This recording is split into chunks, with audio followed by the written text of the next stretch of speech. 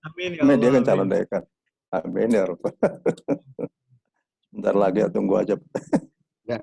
Nggak tertarik, Ustaz. Ya, capek. Wah, wah. Sakit-sakit ya. Kemarin kan sakit. Ya, kelihatan gemuk banget ini, Pak Media. Banyak pengabdian ya.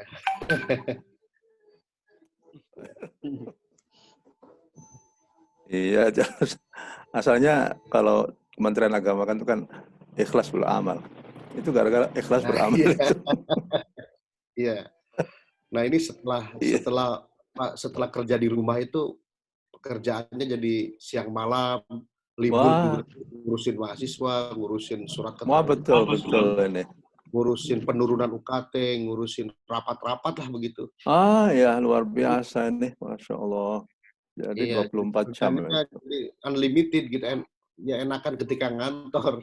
Ngurus lah ya, langsung dieksekusi kalau di kantor.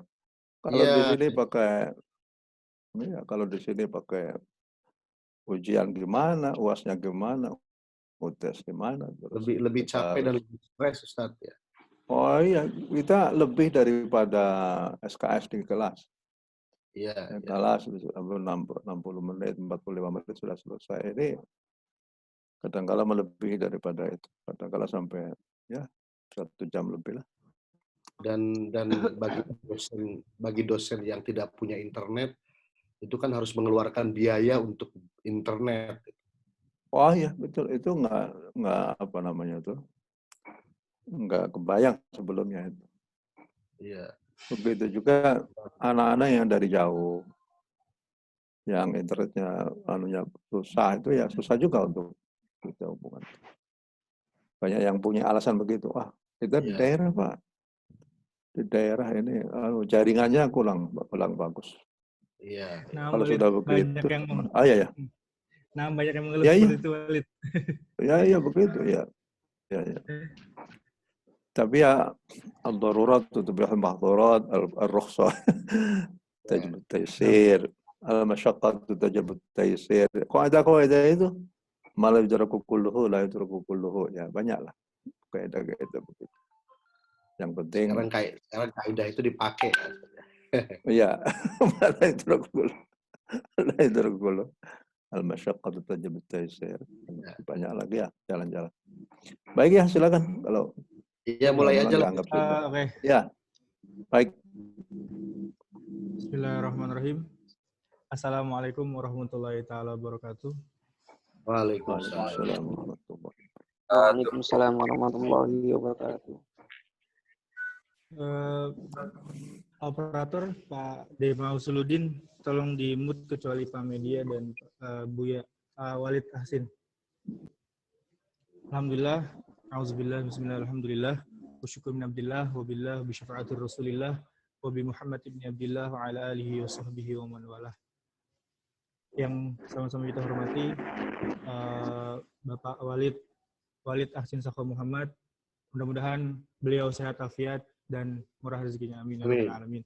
Dan yang sama-sama kita hormati Bapak Wakil Dekan 3 bidang kemahasiswaan dan alumni dan kerjasama, Bapak Dr. Media Zainul Bahri, beserta para dosen yang hadir. Mungkin tidak dapat kami sebutkan satu persatu namanya, namun tidak menghormati rasa hormat kami dari Dema Fakultas Usuluddin. Sebelumnya kami mengucapkan banyak terima kasih kepada Walid yang telah mau menyempatkan diri untuk hadir, untuk memberi sedikit pencerahan kepada teman-teman dari mahasiswa Fakultas Usuluddin, dan terima kasih buat Bapak Dr. Media Zainul Bahri yang telah sempat untuk hadir di diskusi kami kali ini.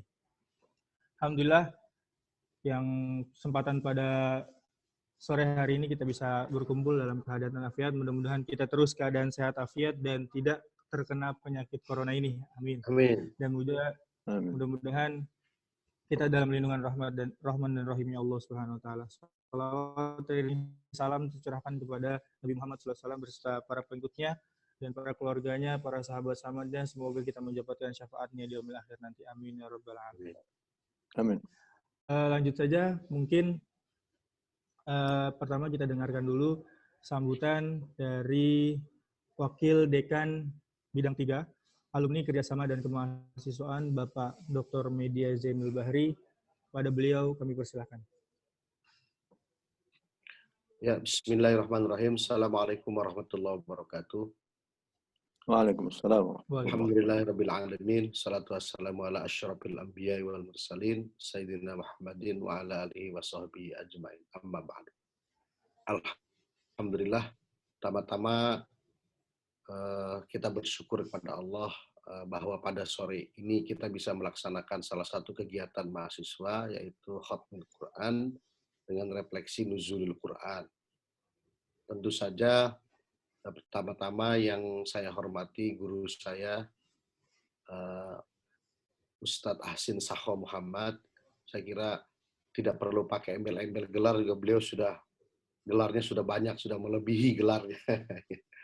Ya, beliau adalah juga pernah menjadi rektor di Institut Ilmu Al-Quran Jakarta. Juga yang saya hormati pengurus DEMA, pengurus SEMA, juga kalau ada mungkin pengurus HMJ, Himpunan Mahasiswa Jurusan, atau Himpunan Mahasiswa Prodi, dan semua teman-teman mahasiswa Fakultas Usuluddin yang insya Allah pada sore ini sehat walafiat, ya, dalam keadaan bahagia, walaupun belum bisa beli baju baru, ya, karena keadaan yang begini, ya nggak ada yang bisa pergi ke mall atau kemana, ya. Selanjutnya saya menyampaikan apresiasi yang setinggi-tingginya kepada pengurus DEMA, khususnya Ketua DEMA yaitu Muhammad Rizky, yang bisa menyelenggarakan kegiatan keislaman pada sore ini. Mudah-mudahan semua yang diusahakan oleh pengurus DEMA dibalas sebagai amal soleh oleh Allah Subhanahu wa Ta'ala. Kemudian juga acara sore ini ternyata bersamaan dengan Disnatalis UIN Syarif Hidayatullah Jakarta, ya. Jadi tadi pagi saya ikut Disnatalis atau Milad UIN yang ke-63, ya, dan ada banyak yang hadir, tadi sekitar 277 sampai 280 saya lihat. Para guru besar juga hadir, kemudian terakhir ada ceramah dari Menteri Agama Pak Fahrul Razi. Jadi saya tidak tahu apakah memang sudah dirancang oleh DEMA acara ini bersamaan dengan Milad UIN, ya, atau memang tidak sengaja. Tapi itu adalah menurut saya satu kebetulan yang baik, ya, karena bersamaan dengan Milad UIN Syarif Hidayatullah yang ke-67. Kemudian yang kedua, saya perlu melaporkan kepada Ustadz Ahsin bahwa pengurus DEMA ini sebenarnya sudah diperpanjang berkali-kali, ya. Mungkin ini yang kedua kali. Jadi mereka itu habisnya mungkin dulu bulan November atau Desember, kemudian diperpanjang sampai Januari. Nah, rencananya pada bulan Maret April itu mau ada pemilihan pengurus baru, tapi tiba-tiba kita semua dikarantina. Akhirnya diperpanjang lagi pengurus DEMA ini, mahasiswa Fakultas Usuluddin, sampai waktu yang tidak ditentukan. Jadi diperpanjang mulai tanggal 1 Mei 2020 sampai waktu yang tidak ditentukan. Ya, mungkin nanti kita akan buat SK penentuannya apakah sampai akhir September gitu. Jadi awal Oktober sudah ada pengurus baru, ya, karena pengurus yang sekarang bekerja ini sudah bekerja lebih dari setahun, ya, sudah kasihan, mereka sudah bekerja lama dan sudah banyak sekali melakukan kegiatan-kegiatan. Jadi hampir sudah setahun setengah ini sudah banyak sekali melakukan kegiatan. Saya mengucapkan terima kasih yang sebesar-besarnya, ya, pada DEMA. Mohon sabar dulu. Nanti pada waktunya kita akan ganti dengan pengurus DEMA yang baru gitu, ya. Karena keadaan yang darurat begini, ya. Ini suara saya kedengaran, ya, Rizky? Iya. Dengaran, Jelas, Pak. jelas. Ya, terima kasih.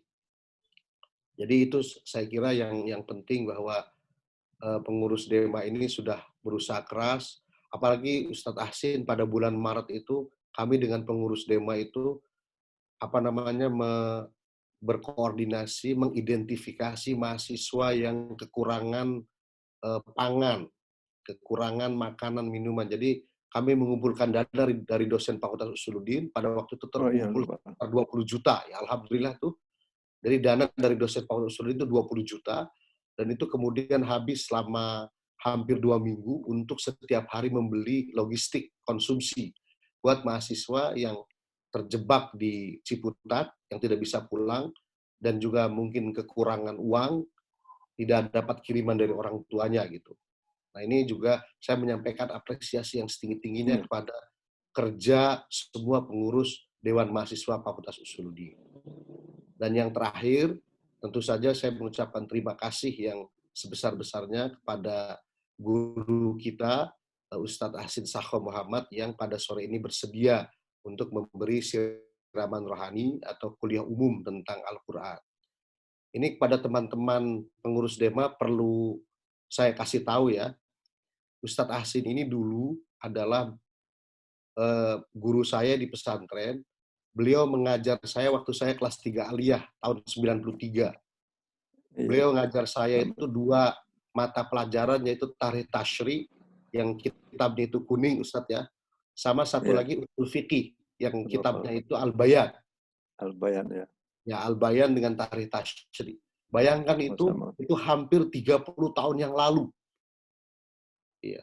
Dan alhamdulillah itu Ustadz Ahsin masih sehat walafiat. Alhamdulillah. Ya. Alhamdulillah. 30 tahun yang lalu itu tahun 93, itu awal-awal Ustadz Ahsin pulang dari Madinah sebagai doktor waktu itu dan mengajar di pesantren saya di Darul Rahman, dan sayalah mungkin angkatan saya murid pertama yang diajar oleh Ustadz Ahsin Tarikh Tasyri dan Ushul Fiqih. Jadi kalian nih teman-teman mahasiswa Fakultas Usuluddin beruntung diajar oleh beliau. Beliau saya tahu betul bahwa selain hafal Quran, beliau tuh salah satu dosen kami atau ustadz kami yang sangat tawadhu, Pak Ahsin itu ya. Ya, dan mestinya sudah profesor.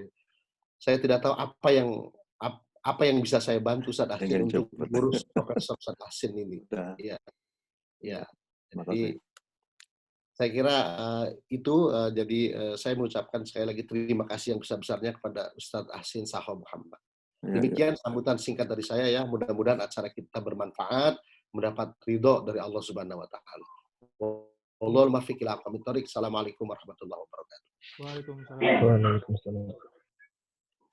Jazakumullah khairan jaza. Kami ucapkan banyak terima kasih kepada Bapak Wakil Dekan 3 Fakultas Usuluddin bidang kemahasiswaan, alumni dan kerjasama, Bapak Dr. Media Zainul Bahri, yang telah menyampaikan sambutannya. Dan terima kasih juga Bapak telah menyempatkan waktu untuk hadir di acara kita.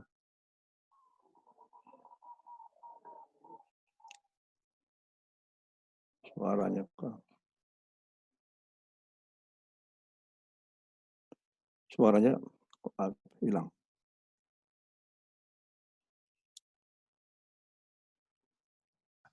Lanjut saja kita masuk ke acara selanjutnya, yaitu penyampaian mau'izah hasanah yang insya Allah akan disampaikan oleh Walid Al-Ustadz Ahsin Sakho Muhammad. Sebelumnya, untuk teman-teman, mohon di-mute semua agar kita bisa lebih khusyuk mendengarkan mau'izah hasanah dan kuliah umum dari Walid Ahsin Sakho.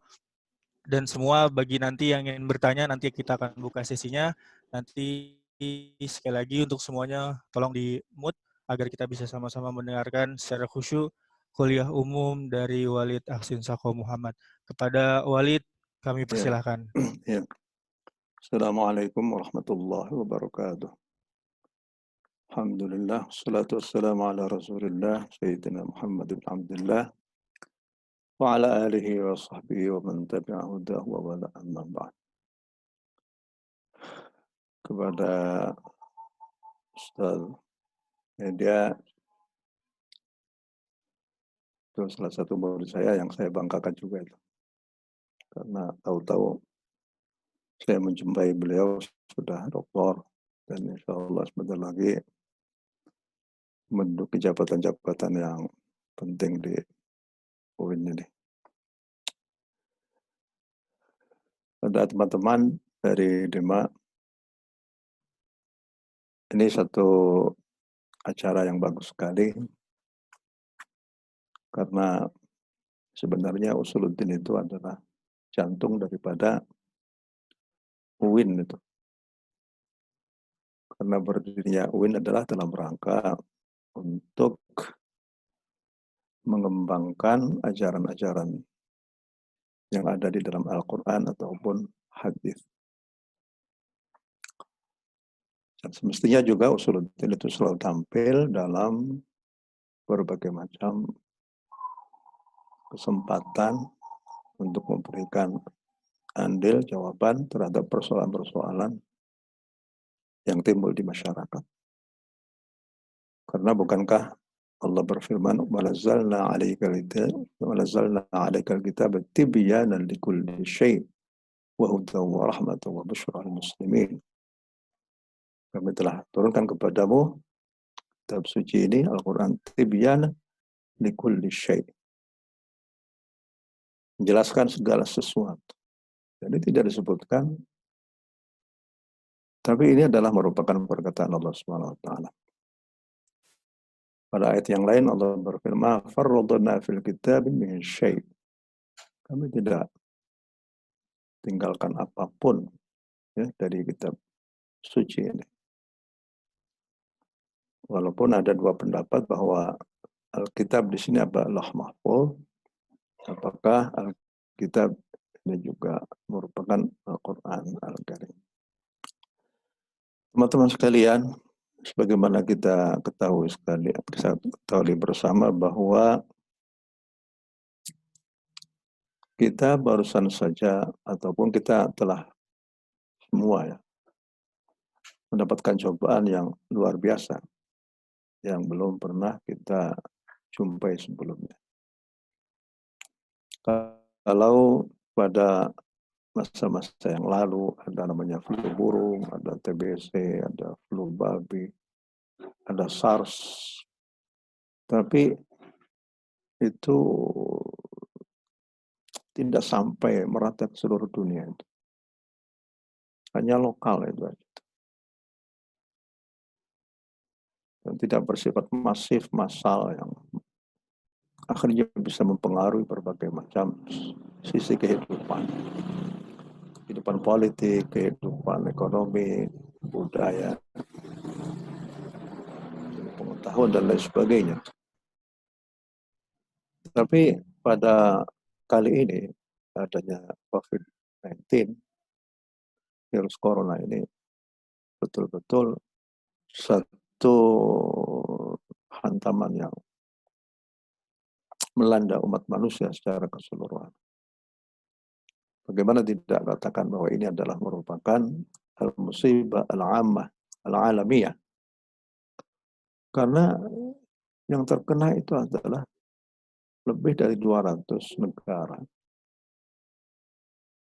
Ini lebih hebatnya lagi adalah negara-negara yang mempunyai kekuatan nuklir, kekuatan ilmiah yang luar biasa. Seperti Amerika ataupun China ataupun Spanyol, Perancis, dan negara-negara yang hebat-hebat itu ternyata tidak berdaya menghadapi virus ini. Bahkan justru seperti di Amerika adalah negara yang paling banyak mendapatkan hantaman virus ini, lebih dari 60 atau mungkin sekarang sudah 80.000 orang yang meninggal tanpa bisa dihadang. Dan sampai sekarang juga masih belum diketahui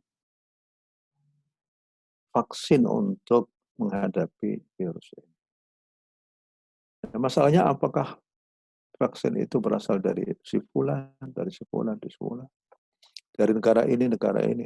Apakah ini merupakan satu virus yang alamiah seperti TBC dan lain sebagainya? Apakah itu merupakan satu rekayasa? Kalau rekayasa, siapa pembuatnya? Bisa jadi yang membuat ini virusnya berbeda. Membuat ini virusnya berbeda. Sehingga sampai sekarang ini belum ada satu vaksin pun yang bisa betul-betul bisa menahan selebaran daripada virus itu. Kita tidak tahu juga kapan hal ini bisa berakhir.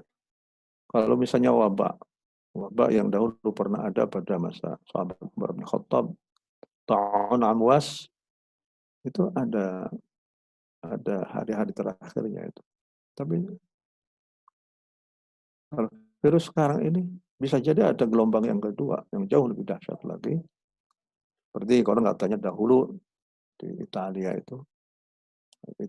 atau Spanyol itu begitu mereda mereka menari-nari, berpesta-pesta, party dan lain sebagainya, muncul gelombang yang kedua sehingga akhirnya yang meninggal itu berjuta-juta. Kita tidak melihat dari semuanya. Yang penting kita ini tengah dilanda oleh satu pandemi yang luar biasa, yang mempengaruhi semua sisi kehidupan itu. Terutama yang paling terhantam itu adalah tentang ekonomi. Bahkan menurut yang saya baca, ikuti, ini PBB sendiri juga sangat mengkhawatirkan bahwa apabila hal ini terus berlangsung, akan bisa menyebabkan kelaparan yang luar biasa. Kelaparan. Bagaimana tidak khawatir? Ya? Tidak ada pandemi saja virus ini, sudah banyak negara-negara yang mendapatkan kelaparan. Apalagi setelahnya ini guncang oleh hal yang semacam ini. Terlepas dari itu semua, yang saya ingin lihat itu adalah bahwa ini adalah merupakan musibah. Ini merupakan musibah. Term musibah di dalam Al-Quran itu sudah dijelaskan secara gamblang. Ya. Term musibah ini di dalam Al-Quran ada juga hal-hal yang senada dengan musibah. Ada sekitar ada sekitar 11 ya. Ada yang term musibah artinya bencana atau malapetaka. Memang musibah ini dalam satu ayat intusib hasanatun tasu'hum. Di sini hasanah. Apabila engkau terkena musibah.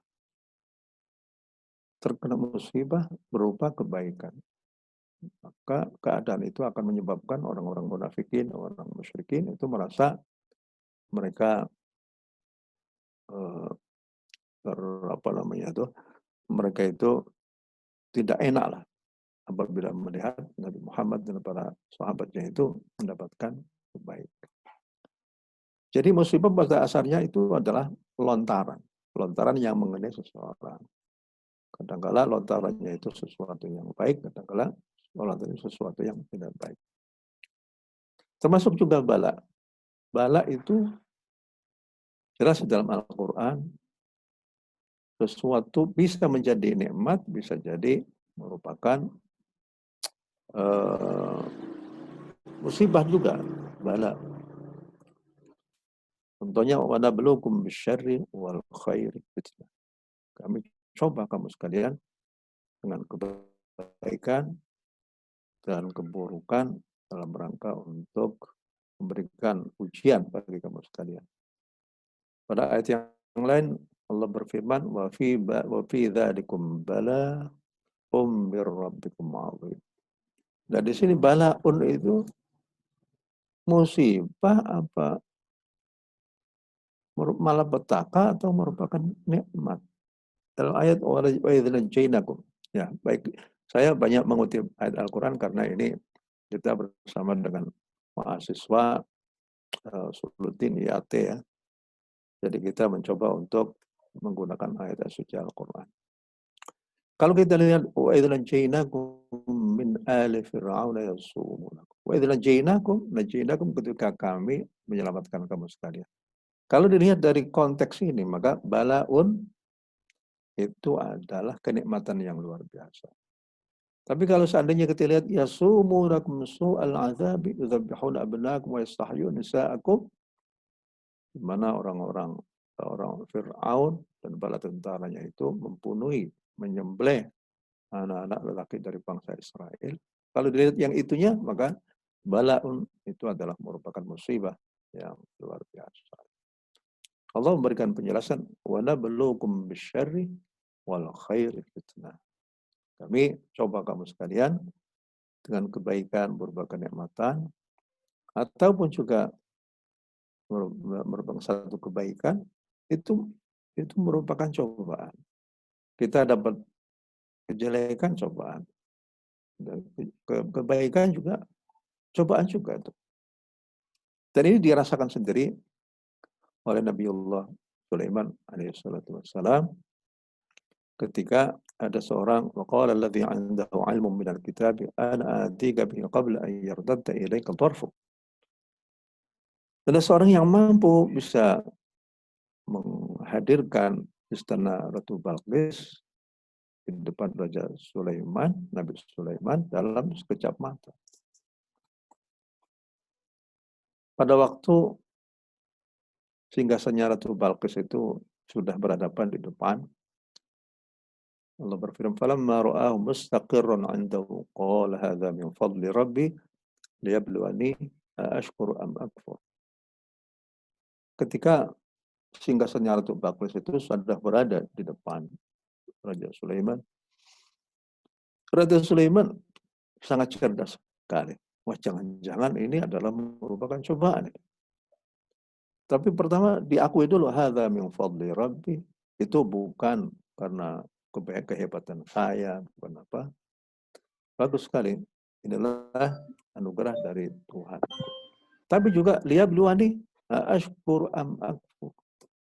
Ini adalah merupakan cobaan. Apakah aku akan mensyukuri? Apakah aku akan mengingkari? Jadi satu pelajaran yang sangat besar sekali bagi kita sekalian.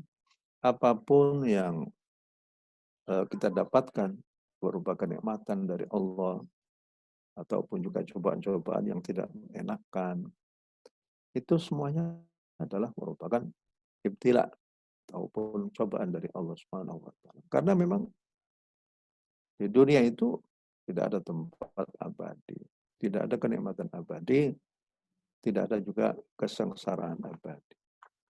Kenikmatan yang abadi hanyalah adanya di surga saja. Begitu juga satu keniscayaan yang abadi adalah cuma di akhirat. Tapi kalau di dunia ini adalah merupakan darul ibtila, walaysa darul maqar. Ada seorang syair mengatakan, innamad dunya bala'un wa qaddun waqti abun qad yasuquk ti'aba. Bala'un wa qaddun, cobaan dan satu suatu hal yang harus dihadapi dengan segala risikonya. Ini adalah bala'un. Term yang lainnya adalah asyar, kejelekan. Fa'immasau syarru kaya usung qadur. Ada juga term azab. Kalau azab itu ya, ada yang mengatakan azab itu seperti ma'un azbun, kesendirian, keterpencilan. Kalau seandainya ada air yang banyak, kemudian disendirikan menjadi air yang tawar. Itu di sini ada unsur keterkucilkan. Orang kalau sudah kesepian, terkucilkan, sangat tidak enak sekali. Sangat tidak enak sekali.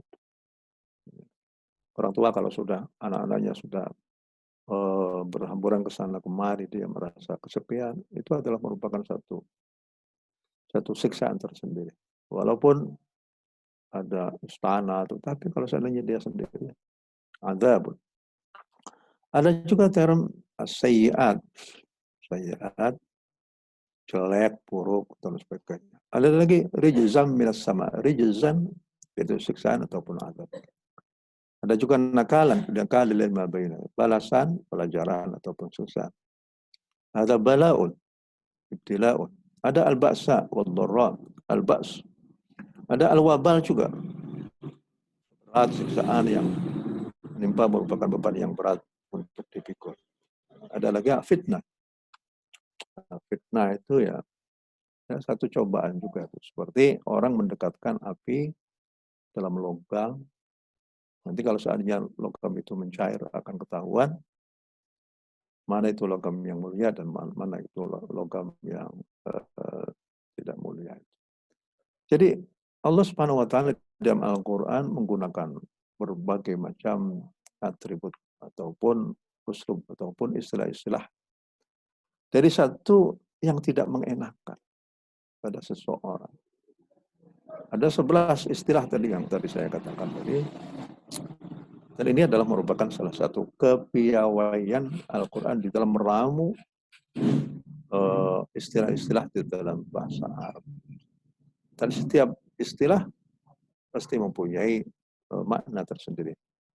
Yang kalau seandainya kata-kata rijzam minas sama diganti dengan azab minas sama berbeda lagi. Nah, ini bagi para mahasiswa perlu mengetahui dengan secara detail bagaimana uslub Al-Quran, kalimat yang digunakan oleh Al-Quran itu betul-betul berada di posisinya masing-masing. Seperti skrup. Skrup itu hanya untuk di situ saja. Baik, teman-teman sekalian. Dalam kehidupan ini kita telah di dalam Al-Quran juga telah kita mendapatkan informasi dari Al-Quran tentang berbagai macam cobaan yang menimpa kaum-kaum terdahulu. Faminhum man akhadathu as-sayhah wa minhum man khasafna bihi al-ard wa minhum man aghraqna wa ma kana Allah liyadhlimahum walakin kanu anfusahum yadhlimun. Jadi kata Allah, fakullan akhadna bi dzambi. Setiap kaum kami akan berikan satu punishment ataupun siksaan disebabkan dosa-dosa. Faminhum man arsalna hasiba. Ada yang namanya hasib, hasibah, angin kencang yang membawa batu-batu kecil, al-hasba. Ada as-sayha, suara keras yang menggelegar. Khasafna, runtuh dan amblesnya bumi. Al-ighraq, menenggelamkan dengan. Ada ar-rajfah, gempa bumi yang dahsyat. Ada as-sa'iqah, suara yang keras, menggelegar. Ada ar-rih as-sarsar, rihan sarsar, angin yang sangat dingin atau yang sangat panas. Ada penjungkir balikan bumi. Faja'alna 'aliha safilah. 9, hujan batu atau tanah liat yang keras. Al-dhullah, mereka tersebut berubah menjadi api yang menyampar-nyampar. Ada kekeringan, dibakar api unggun, dipenuhi belalang. Wa arsalna 'alaihim tufan wa jarada wal qummal wa dhafadi'a wa dama ayatin mufassalatin fastakbaru wa kanu qauman. Jadi Al-Quran itu sebenarnya adalah merupakan informasi yang luar biasa itu, tentang hal-hal yang berkaitan dengan musibah yang terjadi pada masa lalu. Dan itu disebabkan wa ma kana Allah liyadhlimahum. Allah tidak menganiaya mereka, walakin kanu anfusahum yadhlimun. Mereka sendirilah yang melakukan penganiayaan pada diri mereka sendiri. Di antaranya adalah merupakan kejahatan berkaitan dengan akidah, seperti kata Fir'aun, ana rabbukumul a'la, aku adalah Tuhanmu yang malakum min ilahin ghairi, tidak ada Tuhan kecuali satu. Ini merupakan kejahatan yang akidah yang luar biasa menantang Allah Subhanahu wa taala. Ada kejahatan ekonomi juga seperti terjadi pada masa Nabi Syuaib. Wala tanqusul mikyala wal mizan. Jangan kau kurangi timbangan kamu. Ada yang kejahatan seksual seperti pada ta'tuna al-fahishata ma sabaqakum biha min ahadin minal alamin. Kejahatan seksual ada di situ. Ada juga kejahatan ekonomi seperti yang terjadi pada masa Qarun. Qarun ya karena merasa dengan kecerdikannya, dengan kepandaiannya, merasa semua apa yang dia dapatkan itu bukan fadli Rabbi, tapi itu adalah merupakan qala innama utituhu ala ilmin 'indi. Semuanya itu adalah karena kepiawaian saya dalam mengelola. Ya pokoknya itu contoh-contoh dari berbagai macam jenis-jenis manusia dan kejahatannya, dan Allah telah menimpakan siksa atas mereka itu sesuai dengan tingkat kejahatan mereka. Ini semuanya adalah merupakan salah satu pelajaran bagi kita sekalian bahwa pada masa lalu itu seperti itu. Hanya bedanya kalau masa lalu itu adalah bersifat masif, sehingga satu kaum itu dihabiskan semua. Tidak ada salah. Zaman Nabi Nuh saja yang berapa puluh ribu, berapa ratus ribu ya. Zamannya Nabi Saleh, Nabi Hud, Nabi Shu'aib, Nabi Lut. Itu adalah merupakan kamus-kamus besar bencana azab Allah pada masa lalu yang bersifat istiqsal, artinya menyeluruh. Nah sekarang ini setelahnya Nabi Musa, yang ditimpakan oleh Allah kepada kaum-kaum yang terhaka itu tidak sebagaimana masa lalu, tapi sekarang bersifat lokalitas saja. Sudah. Walaqad atayna Musa al-kitaba min ba'di ma ahlakna al-quruna al-ula basaira lin-nas. Min ba'di ma ahlakna al-quruna al-ula. Ini adalah merupakan penjelasan bahwa setelahnya Nabi Musa sudah tidak ada lagi jatuh azab yang bersifat masif ataupun yang istiqsal. Baik, sekarang kita masuk ke dalam pandemi sekarang ini, yaitu bagaimana kita menghadapi musibah yang sekarang ini. Pertama kita harus meyakini ya bahwa musibah apapun, pertama itu, musibah apapun itu memang sudah ada ketentuannya dari Allah Subhanahu wa taala. Allah berfirman, "Ma asaba min musibatin fil ardi wala fi anfusikum illa fi kitabim min qabli an nabraha inna dzalika 'ala Allah yasir likay la ta'saw 'ala ma fatakum wa la tafrahu bima atakum wallahu la yuhibbu kulla mukhtalin fakhur." Apa yang terjadi di bumi ini, apapun apa yang terjadi pada diri kamu sendiri, itu semuanya sudah ada termaktub di dalam Lauh Mahfuz. Dan Allah sudah tahu bahwa akan terjadi seperti ini, seperti ini. Tujuannya apa? Likai la ta'saw 'ala ma fatakum wa la tafrahu bima atakum. Ya, musibah itu bisa jadi merupakan satu hal yang tidak mengenakan. Kalau seorang itu dalam menghadapi musibah, kemudian dia salurkan emosinya itu melalui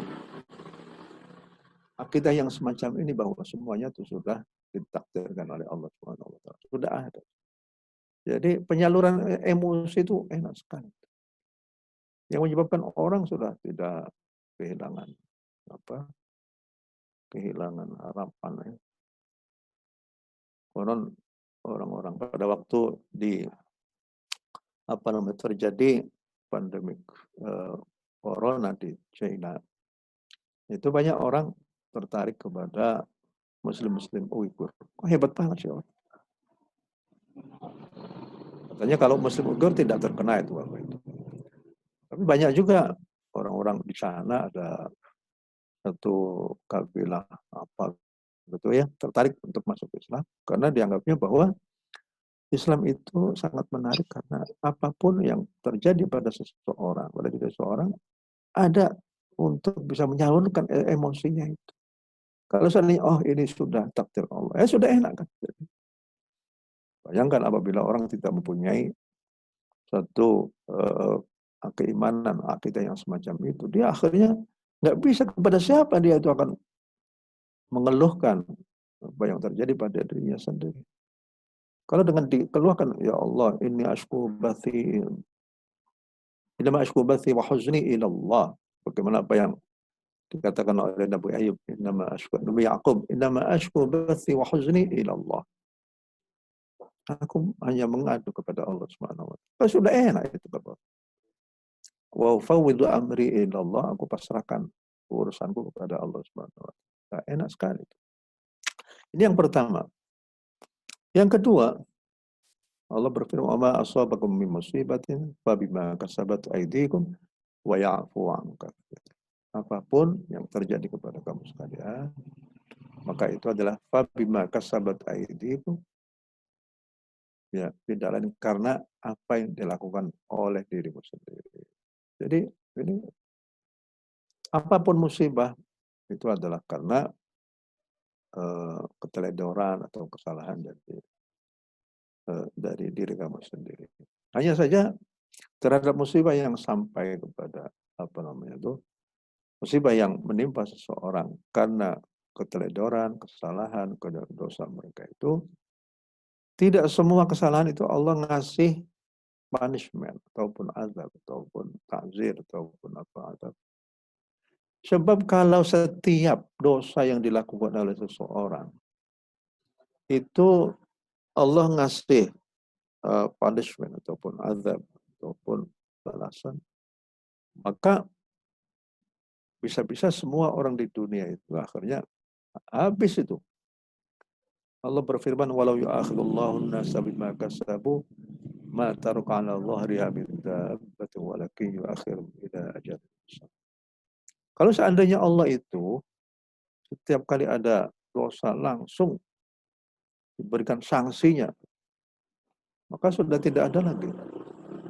Ma taraka 'ala dhahriha min dabbah, maka tidak ada hewan yang melata di bumi ini yang masih tersisa.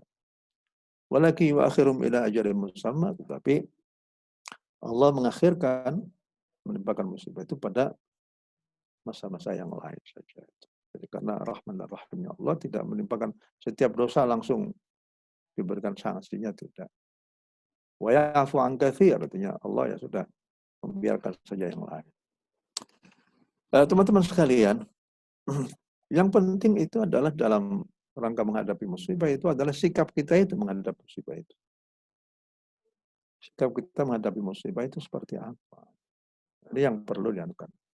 Jadi kita jangan lagi, wah, musibah ini kok begini, melaknati musibah dan lain sebagainya. Ya musibah sudah datang, mau apa lagi?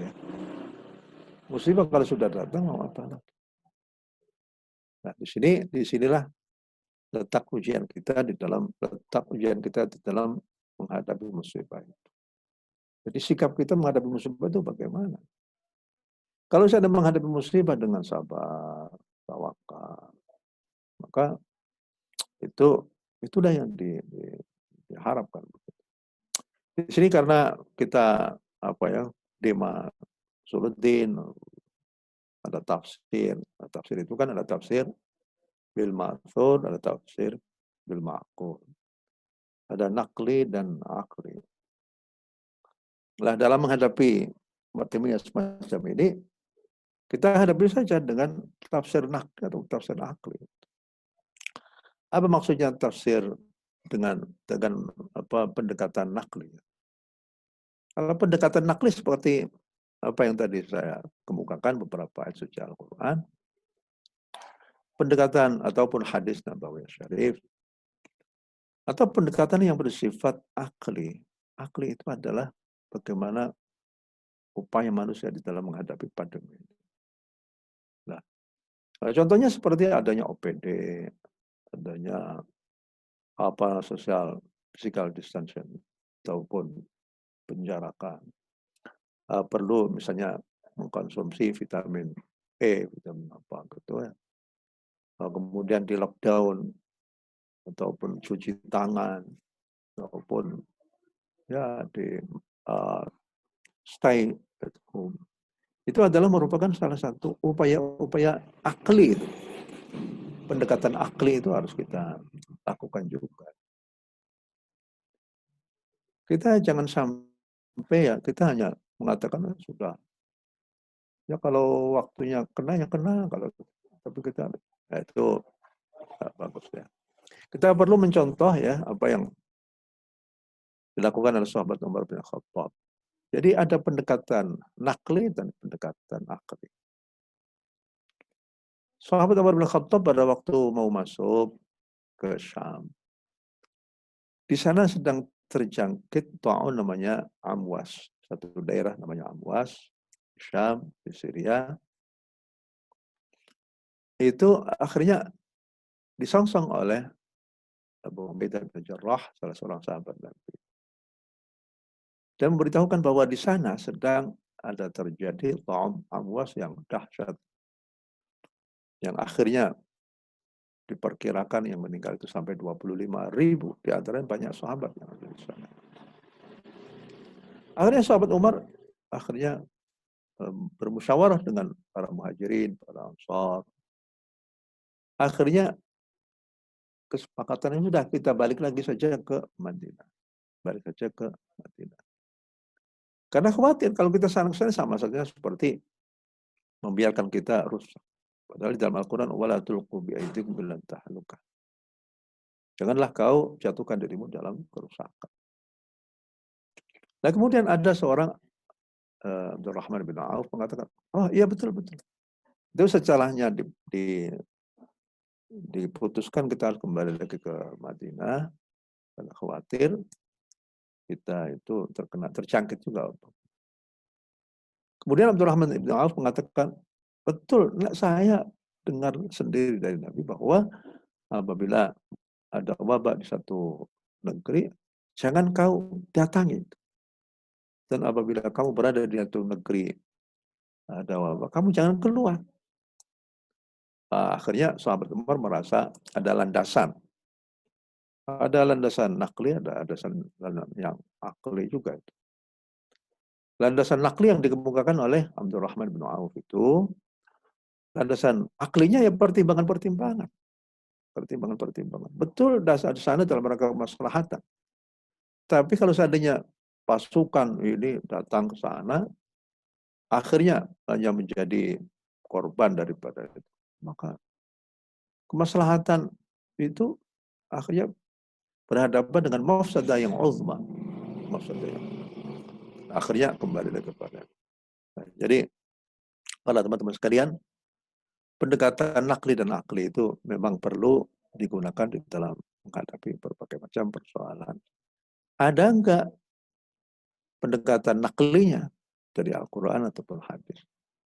Kalau tidak ya sudah pendekatan aklinya saja melalui qiyas, melalui maslahah mursalah, melalui tahqiqul manat,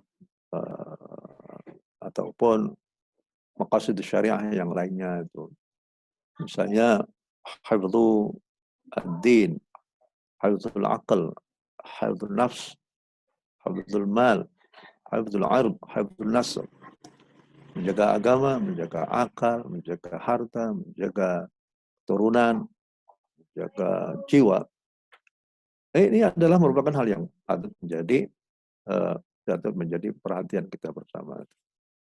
Ya, bersama. Para teman-teman sekalian,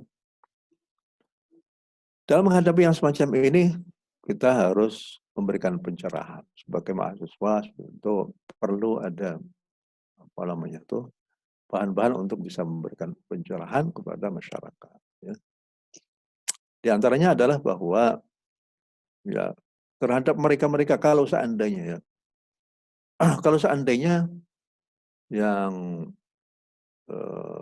virus ini itu adalah merupakan rekayasa, maka betapa jahatnya orang yang melakukan rekayasa itu. Pandemi ini sudah diramalkan ya, ada seorang penulis dari Inggris, Strauss itu, bahwa tahun 2020 itu, padahal bukunya itu baru terbit tahun 2013. Sudah diramalkan bahwa yang kita khawatirkan tahun 2020 akan terjadi suatu ledakan yang dahsyat, ya, yang itu berasal dari al-ashrar, di orang-orang yang jahat. Ternyata itu seperti begini. Ya sudahlah, itu urusan itu. Tapi yang paling penting itu adalah bagaimana kita menghadapi musibah apapun yang terjadi, itu antara kebaikan dan keburukan gitu aja tuh. Nah sekarang yang kita menimpa ini adalah merupakan satu keburukan. Nah di sini pendekatan naklinya kata Allah Subhanahu wa taala, alladzina idza asabathum musibah qalu inna lillahi wa inna ilaihi raji'un. Apabila seorang tertimpa musibah, maka harus langsung kita itu menengadah ke atas, inna lillahi wa inna ilaihi raji'un. Sesungguhnya kita itu milik Allah dan kita semuanya akan kembali. Kemudian pendekatan nakli yang kedua itu adalah bagaimana kata Nabi, ajaban li amril mu'min inna amrahu kullahu lahu khair. Inna sahabathu sarra syakara fakana khairan lah. Wa inna sahabathu darra sabara fakana khairan lah. Orang mukmin itu dalam setiap kondisinya selalu dalam keadaan baik. Kalau dia tertimpa musibah, dia sabar, dan itu adalah lebih bagus bagi dia. Tapi apabila dia mendapatkan kenikmatan, dia bersyukur, maka itu adalah sesuatu yang baik bagi dia. Jadi ini adalah merupakan salah satu jalan keluar dari pandemi yang semacam ini. Nah, kemudian sudah tentu ini adalah ada muncul satu hal, yaitu fiqhul pandemik. Ini istilah saya aja nih. Fikih pandemik. Fikih pandemik gimana?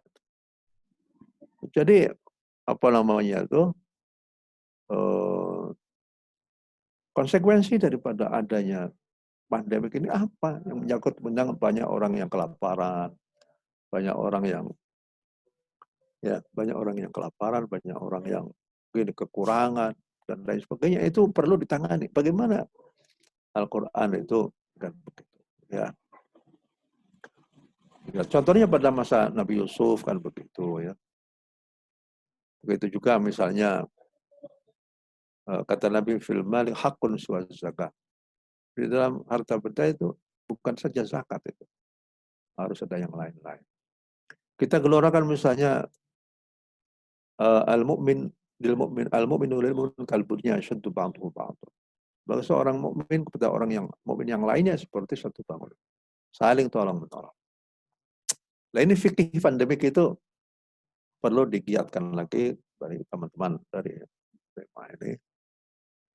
Dan bagaimana menghadapi ini dalam bidang ekonomi, dalam bidang sosial, bagaimana dalam bidang pendidikan, dalam bidang, wah ini luar biasa. Banyak hikmahnya juga kalau saya lihat. Adanya pandemi kan banyak hikmah ya. Makanya yang tadinya nggak ngerti Zoom seperti saya, akhirnya ya sedikit-sedikit lah. Yang tadinya nggak ngerti ini, akhirnya mau tidak mau mengerti. Tadinya orang tua nggak pernah kumpul sama orang anak-anak, akhirnya ya, jadi banyak sekali ya. Jadi teman-teman sekalian, kita selaku orang akademik yang mendalami dalam bidang Al-Quran dan hadis harus selalu siap dalam rangka menghadapi berbagai macam persoalan. Dilihat dari apa namanya itu metodologi nakli dan akli itu, pendekatan nakli dan aklinya itu.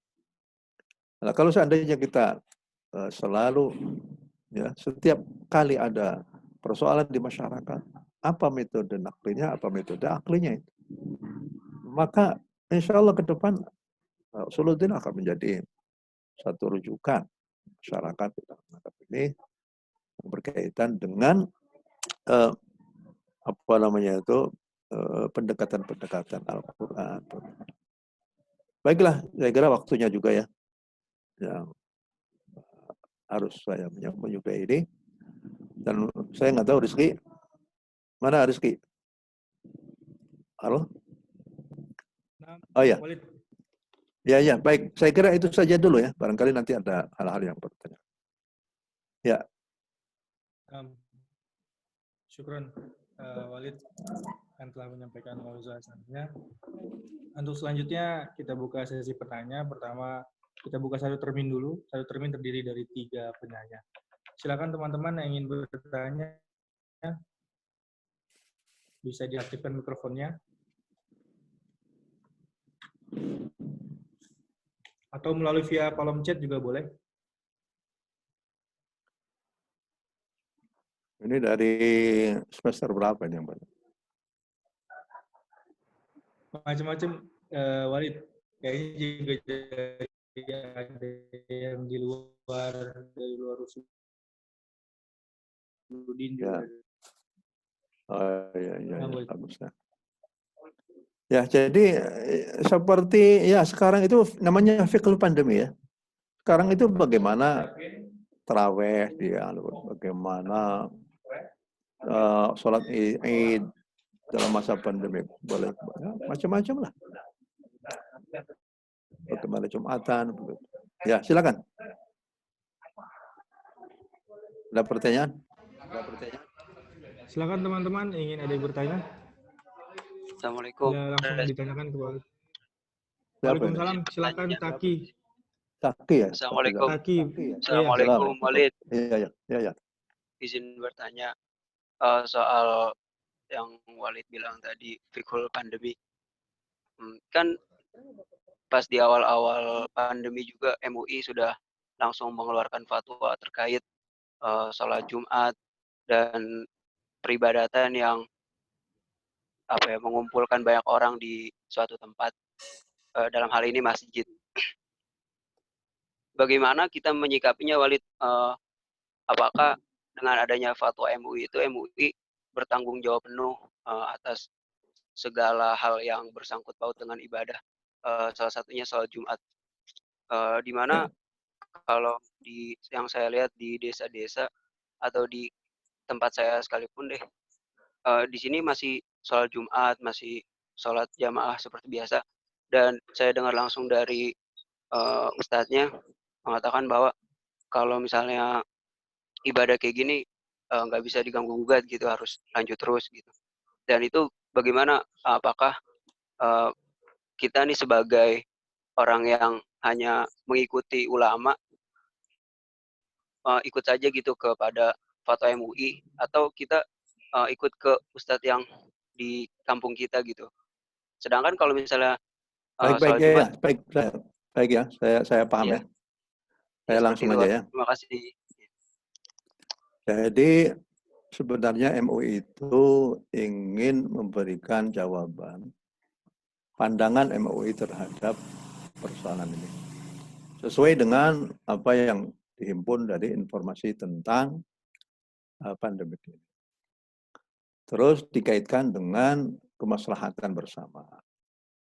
Makanya MUI itu membagi keadaan itu menjadi keadaan yang gawat, keadaan yang sedang, keadaan yang aman.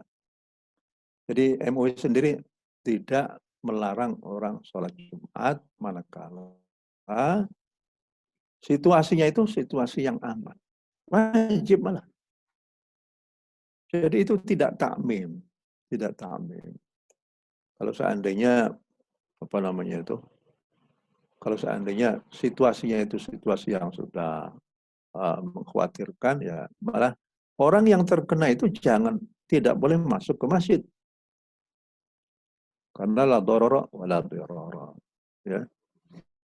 Tapi kalau seandainya Mas kuning begitu ya ada, maka kalau seandainya dilaksanakan di dalam masjid ya harus betul-betul dengan kesehatan itu ya. Harus cuci tangan, harus pakai masker, harus physical distancing itunya, jaraknya itu ya seperti itu. Jadi MUI sama sekali tidak melarang orang sholat Jumat. Silakan saja sholat Jumat. Tapi kan harus dimusyawarahkan dulu antara para ulama, para kiai dengan para desa. Bagaimana ini daerah yang aman, ya sudah. Jadi fatwa MUI itu hanya memberikan panduan-panduan saja. Masalah di masyarakat itu adalah silakan dimusyawarahkan antara para ulama dan para itu. Dan juga jangan sampai ditabrakan, loh, kalau di pasar, di mal-mal boleh, ada konser segala. Ya itu urusannya urusan apa ya? Urusan pemerintah untuk bisa makan. Tapi MUI kan hanya memberikan satu panduan-panduan saja lah. Jangan sampai nanti banyak orang yang terkena virus yang akhirnya yang harus yang harus menerima konsekuensi dari tertularnya itu adalah masyarakat. Bayangkan kalau seandainya hanya untuk pemeriksaan itu saja memerlukan 1 juta. Kalau seandainya ada 1 orang yang tertular saja itu, kemudian akhirnya kan harus ada dokternya, ada perawatnya, ada ada rumah sakitnya yang khawatir nggak begini-begini. Itu merepotkan sekali. Jangan sampai berdasarkan wala tulqu biaydikum ila tahlukati wa ahsinu. Janganlah kamu membiarkan dirimu itu dalam keadaan kerusakan. Maka jadi ini adalah merupakan panduan keagamaan dari MUI itu sendiri dalam rangka untuk al-hifdzu 'ala nafs, hifdzun nafs, menjaga. Nah, kemudian jadi kalau di desa-desa yang jauh hijau ya sudah wajib malah justru sholat. Jadi dilihat dulu ya satu persatu daripada diktum-diktum keputusan fatwa MUI itu harus satu persatu. Nah, ini kewajiban mahasiswa juga harus bisa mencari latar belakangnya turunnya fatwa itu apa. Baik, Rizky ya. Saya ada harus Zoom lagi dengan yang lain ya. Kalau nanti ada apa-apa bisa dikumpulkan saja lah apa yang. Ya, mohon maaf ya, masih ada saya ada yang janji untuk meeting lagi ya. Ya, Rizky ya. Ya, demikian. Terima kasih Walid. Iya, makasih. Ya, silakan. Berarti Walid ada kegiatan selanjutnya, Walid? Oh iya, saya sudah janji meeting lagi dengan yang lain. Ya, saya sudah janji dengan. Ya, baik, insya Allah nanti. Assalamualaikum, Walid. Ya. Oke, Walid, mungkin kita tutup dengan doa khotmil dari Walid biar karena ada khotmil kan kita di Dema. Ya. Lanjut khotmil ya. Bismillahirrahmanirrahim. Alhamdulillahirabbil alamin. Hamdulillah fi nama ya rabbana Muhammad. Allahumma shalli ala sayyidina Muhammad bil qulub wa dawa'iha wa a'afina wa Allahumma idfa' 'anna al-ghala wal waba wal qahta syada'id wal mihan wa zu'il fitan ma dhar minha wa man badana an baladin hadha khassa wa sa'il muslimin 'amma ya rabbal alamin. Allahumma inna nas'aluka al-'afwa wal 'afiyah. Allahumma zayyinna bi zinatil Qur'an wa akrimna bi karabatil Qur'an wa adkhilna al-jannata ma'al Qur'an wa 'afina min adhabil dunya wa 'adhabil akhirah bi hurmatil Qur'an al-'azim. اللهم اجعل القرآن لنا في الدنيا قرينا وفي الآخرة أنسا وفي الآخرة شفيعا وعلى الصراط نورا ولا الجنة رفيقا من الناس سدرا وحجا فضلك وجودك وفضلك يا أرحم الراحمين. ربنا هب لنا من أزواجنا وذرياتنا قرة أعين ربنا آتنا في الدنيا وقنا عذاب النار وصلى الله على سيدنا محمد الحمد لله رب العالمين والسلام عليكم ورحمة الله وبركاته. Waalaikumsalam warahmatullahi wabarakatuh. Syukran. Ya, terima kasih. Jazakallahu khairan katsiran. Syukran, baik. Terima kasih buat teman-teman yang sudah mau hadir dan khusus Bapak Aktobi Ghazali. Syukran Bapak sudah bisa hadir di acara kami di Fakultas Usuluddin. Dan terima kasih buat teman-teman yang lainnya yang sudah mau hadir. Mudah-mudahan kita semua dalam keadaan sehat afiat dan kita bisa berjumpa kembali di kampus kita tercinta dan mudah-mudahan kita dalam keadaan sehat afiat tanpa kurang satu apapun. Mungkin cukup acara kami dari Dema Fakultas Usuluddin, yaitu dengan khotmil Quran, refleksi nuzulul Quran, Al-Quran sebagai obat dari pandemi, yang diisi oleh tadi Walid Ahsin Safo Muhammad. Mudah-mudahan kita semua mendapatkan keberkahan ilmu dari beliau yang telah beliau sampaikan. Kita tutup dengan doa Al-Fatihah, mudah-mudahan kita semua dalam keadaan sehat afiat dan terus bisa menjalankan puasa dan rutinitas kita hari-hari. Ala hadhihi wa ala kunni sallallahu ala Nabi Muhammadin sallallahu alaihi wasallam. Al-Fatihah.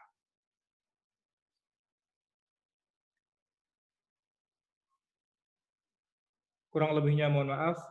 Walafu minkum wallahul muwaffiq ila aqwamit thoriq wa billahi taufiq wal hidayah. fastabiqul khairat. Wassalamualaikum warahmatullahi taala wabarakatuh. Assalamualaikum warahmatullahi wabarakatuh. Syukran Ustaz. Afwan.